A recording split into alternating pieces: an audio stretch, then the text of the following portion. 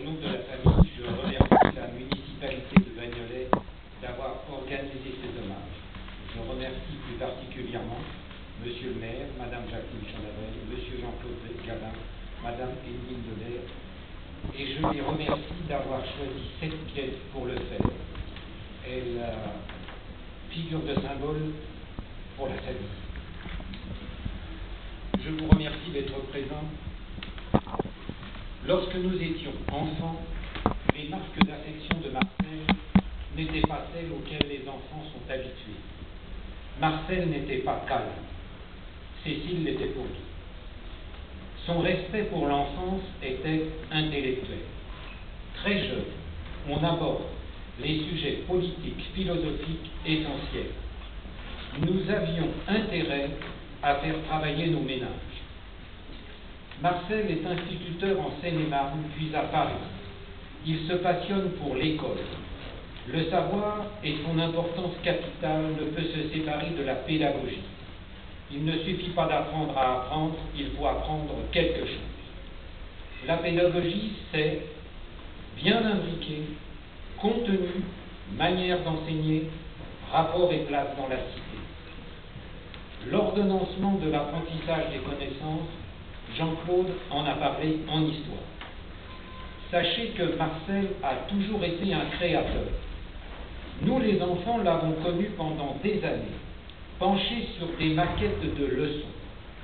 En mathématiques, avec 4 collègues, directeurs d'école et instituteurs, ils initient une collection de livres de calcul pour l'école primaire.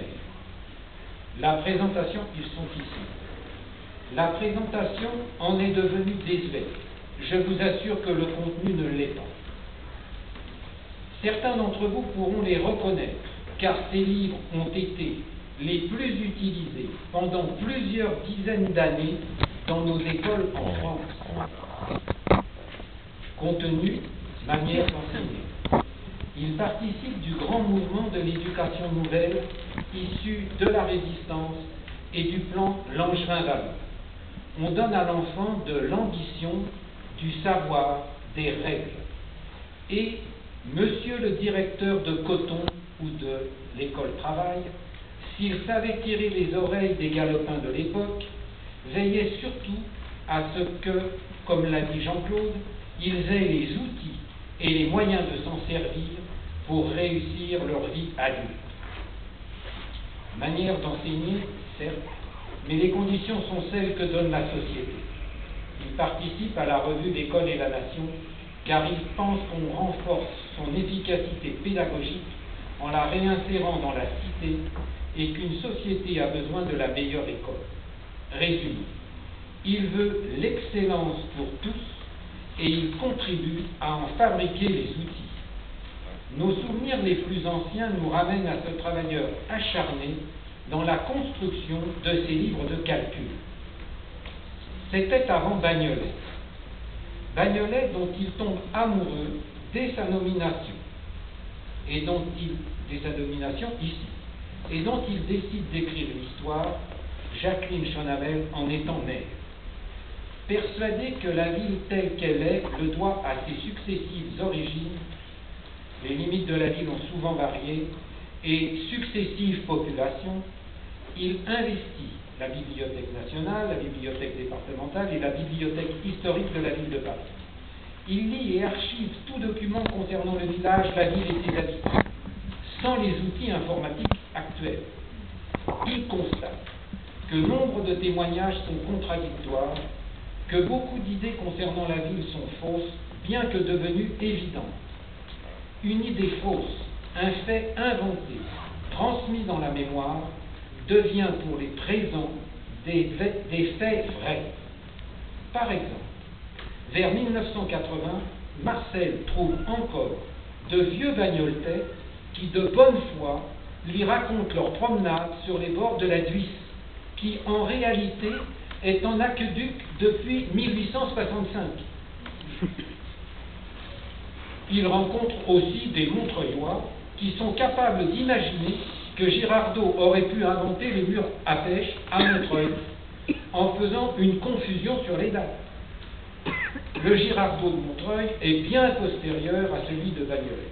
Marcel, à partir de ses recherches généalogiques, démontre que le vrai Girardot, inventeur, le fait à Bagnolet. Marcel décide alors de croiser les témoignages oraux ou écrits à deux sortes de documents irréfutables, les actes notariés et les terriers, autrement dit, les anciens cadastres. Pour lui, ce qui forge en premier lieu l'histoire de la construction d'une cité, c'est d'abord la possession de la terre et ce qu'on en fait. Il pense qu'on peut lire un projet et une action municipale, certes sur la part du budget utilisé pour le social, mais aussi et en premier lieu à partir de l'utilisation du foncier, d'où son plein accord avec la succession des équipes autour de Paul Couder, Jacqueline Chonavel, Daniel Mongeau et Marc Hébervé. 46% de logements sociaux, des équipements culturels pour tous, accessibles à tous. Quand vers 1960, la municipalité promet la substitution d'un tissu urbain ancien, insalubre, mal utilisé, tissu qu'il vient d'analyser, par un tissu nouveau qui suppose le maintien de la sociologie de la population antérieure, Marseille frétille de satisfaction. Frétille car c'était un pêcheur redoutable. Satisfaction d'autant plus grande que les projets deviennent réalité. Ce que propose la municipalité actuelle concernant le foncier, le bâti, avait son plein accord. La construction des livres sur Bagnolet, pour nous, ce sont les murs de son appartement qui se couvrent de multiples cartes, de 2 mètres sur 2 mètres chacune, où la ville est segmentée de différentes façons et aux différentes époques. La carte, les chemins, la carte, les quartiers, les propriétés, les productions sur chaque parcelle, les ateliers, les usines, chacun sa carte. Car au bout de la parcelle, on a la vie du maraîcher levé à 3 heures du matin pour vendre à Paris. Au bout de l'atelier, on a la vie de l'ouvrière ou de l'ouvrier. Cet acharnement à faire dire aux choses des idées, c'était fascinant. Courbes, statistiques ont tout envahi. Quelle vague d'immigration, belges, italiens, multiplicité. Quand, pourquoi sont-ils bagnoltais? Comment vivent-ils? Toujours pauvrement au prix d'un dur labeur. Et puis est arrivé l'ordinateur. À plus de 80 ans, il apprend, il maîtrise l'outil, et considérant que ses livres sur Bagnolet, provisoirement terminés, méritent des compléments, infatigable chercheur, il veut les compléter. Monsieur le maire en a parlé tout à l'heure. 2 exemples. L'aveugle de Bagnolet, le château de Bagnolet. L'aveugle de Bagnolet, les documents sont ici, l'aveugle de Bagnolet l'amène à travailler sur Béranger, ce qui l'entraîne à la faïencerie de Montreux, éditrice d'assiettes en faïence sur le thème de l'aveugle.